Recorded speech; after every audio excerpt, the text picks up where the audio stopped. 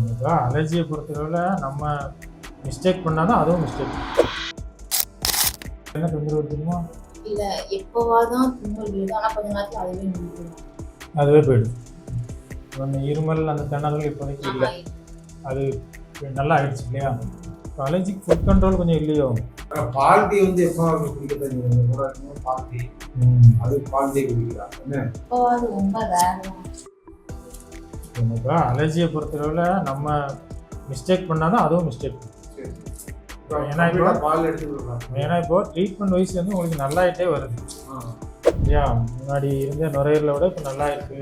Allergy லெவல்லாம் கிட்டத்தட்ட கொஞ்சம் கீழே வருது. நம்ம இம்யூனிட்டி அதுவும் மாற்றக்கூடாது. சாப்பாடு பழக்கத்தை கொஞ்சம் ஸ்ட்ரிக்டாக இருக்கணும். வெயிட் போட வேண்டியிருக்கும்.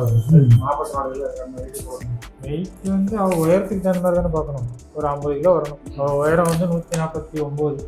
அது கரெக்ட் வெயிட் அப்படின்னா அதுலேருந்து 100 கழிச்சிடும். அதில் வந்து ஒரு 2 கிலோ 3 கிலோ முன்ன பண்ண இருக்கும். இப்போ இந்த இன்குலர் யூஸ் பண்ணாமல் தானே இருக்கீங்க. இனி அலர்ஜி மட்டும்தான். அலர்ஜி மட்டும் கரெக்டாக எடுத்து உணவு பழக்கம் எடுத்துட்டாங்கன்னா அது வியாதி விட்டு வெளியில் வந்துடலாம்.